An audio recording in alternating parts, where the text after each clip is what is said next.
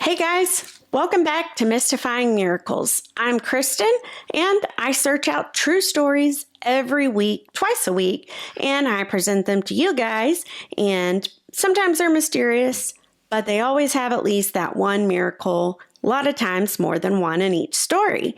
So if you like true stories and you like happy endings, listen along.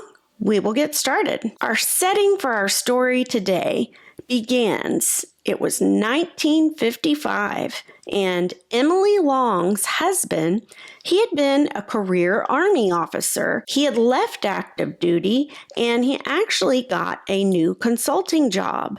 But the consulting job would have him traveling 20 days out of each month.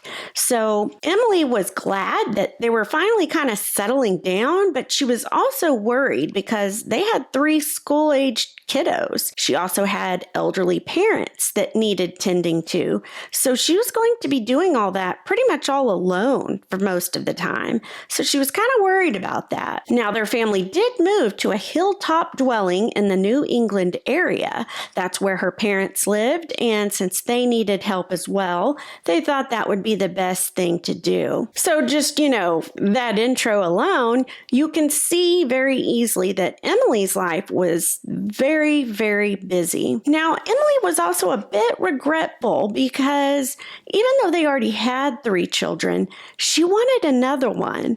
But she had had a surgery several years ago, and the doctors at that time told her that having children, that's not going to be a possibility from here on out. And so she was kind of regretful and a little sad about that. And over time, she just prayed to God that, oh, please let the doctors be wrong. Well, time progressed, and now Emilie, she's nearing 40 years old. So she knew that the possibility of having another child, it's growing slim and more faint by the day. Soon after she turned 40, Emilie came down with a virus, and it was a bad one. I mean, she was laid out flat for several weeks from this virus. And so she finally got herself up and to the doctor after this thing wasn't getting any better. And when the doctor weighed her on the scale, she had actually gained weight, which that's odd because when you're sick, you lose weight, right? And since this had gone on for several weeks, you would have thought she'd lose quite a bit, but the opposite happened. So the doctor ran several tests, and he told Emilie, he said, look, I'm afraid you might have a tumor. Well, he sent her for more tests, and it was soon found out, oh, gosh, that's not a tumor. You're actually pregnant. So Emilie was overjoyed by that. Joyful, but apprehensive too, because she was told that she wouldn't be able to have children. And after she got pregnant with this one, she was told that a normal delivery just wouldn't be possible. She would have to see a specialist, and they would have to do a C-section, and plan that out. And, just reminder, this was 1955. Obviously, technology is not like it is today. So they didn't have sonograms and all that stuff. The doctor, he did an x-ray because that's what they did back then.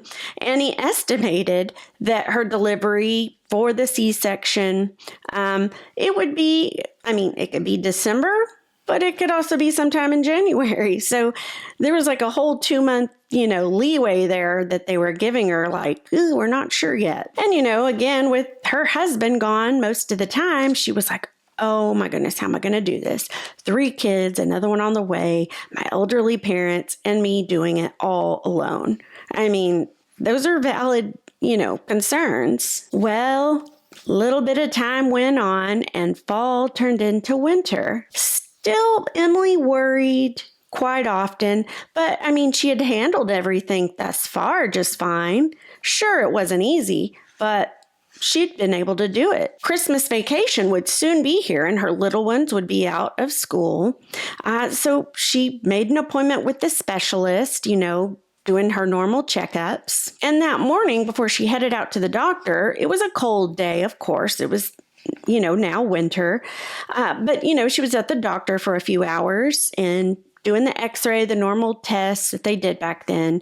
She walks out of that appointment and the weather had turned quite drastic. I mean, it went from just being a cold, blistery day to full-on blizzardous conditions. And at the time, while she went to that appointment, her elderly folks, they were watching the 3 kiddos. So that was fine, but they could only really watch them for a short amount of time because they themselves would need help and care. So she was kind of worried and antsy about getting back. And how was she going to do it with this, blistering wind and snow starting to fall? And even the streets were starting to turn icy already. And she had no clue that the weather was going to be like that. I mean, I'm not sure how the weather radars were back then, but definitely not what they are today. So there was no way she probably would know that that was coming for sure. Well, the doctor she was at as well, it was 20 miles from home because this was a specialist she had to get to, and that was the closest one. So she gets in her vehicle, she warms it up, and she heads towards home. Just kind of praying and, tensing that steering wheel, trying to, not slip and slide all over the place. Well, she finally gets to the point where she's just 1 mile. 1 mile left to go till she's home. And she had to get up that last incline because remember, they live on a hilltop. She's like, oh gosh. She starts to slowly go up the incline, and she has to speed up because she wants to make sure she can make it, right? Well, of course, it was way too steep, so she knew she just couldn't make it. Not up that incline, not in this weather.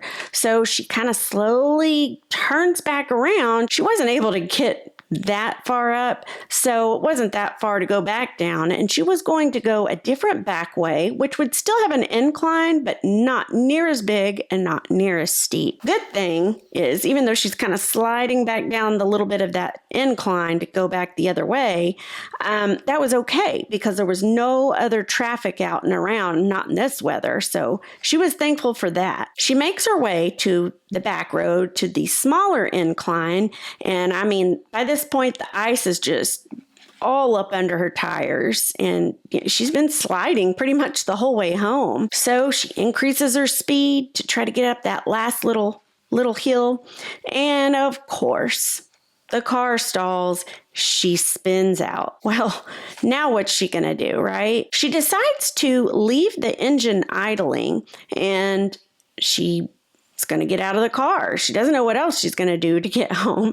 So she proceeds to open the door. She's got 1 foot out, and that's when, not too far away, she sees a very tall gentleman. He's just about a street lengths away, like right across this little street, and he starts to head her way. He's wearing like this long kind of trench coat. It's dark gray. It's closed and bundled up, and he's got a hat pulled down over his eyes, because the wind and the snow is just coming down, and she could barely see him because visibility was almost non-existent. And kind of right behind him, she saw a station wagon, and it was kind of pointed towards her, but behind the gentleman. And she thought kind of quickly to herself, well, that is odd. How come I didn't hear or see that car or him before? I mean, no one else is out here but me. And, she's got that 1 foot out. She's going to stand up and get out of the car when the man yells at her,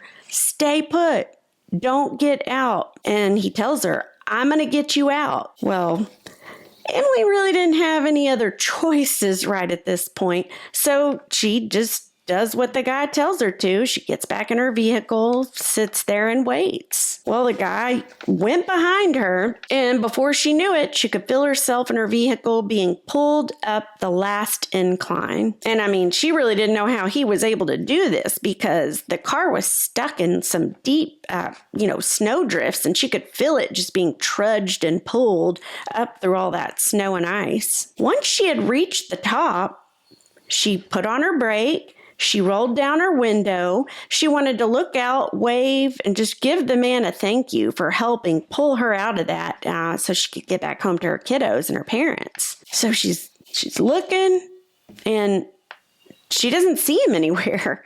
And where is the station wagon? It's nowhere in sight. I mean, she's looking. Even though despite the snow and the blizzardous conditions, there's no one there.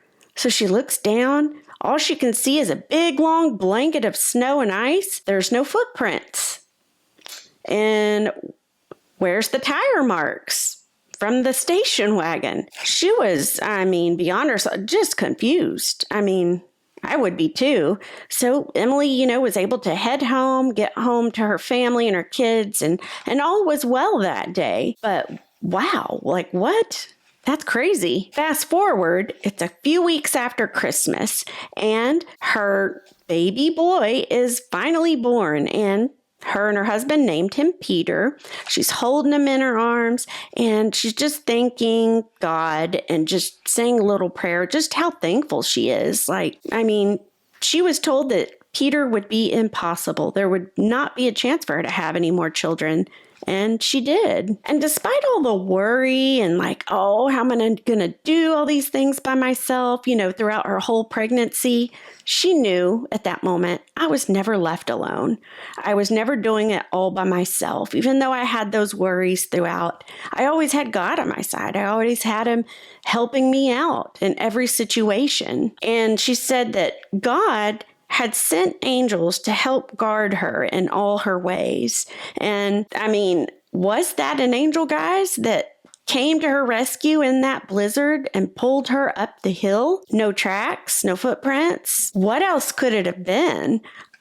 What is your opinion on this one? I know I've done a similar one several months ago, but to read another one almost identical, blizzardous conditions, no tracks, miraculously saved, so to speak. Nuts, guys, but a good kind of nuts, if that makes sense. It really just reaffirms that belief that, miracles. Wow. Let me know what you guys think, and just remember to like and subscribe, and hey, shoot me a comment. Tell me your thoughts, or have you ever experienced anything like this or known anybody that has? I love hearing this type of stuff, so let me know. And other than that, I just thank you guys so much for watching and enjoying these miracles just as much as I am, hopefully. So thank you. And I will see you guys for the next one.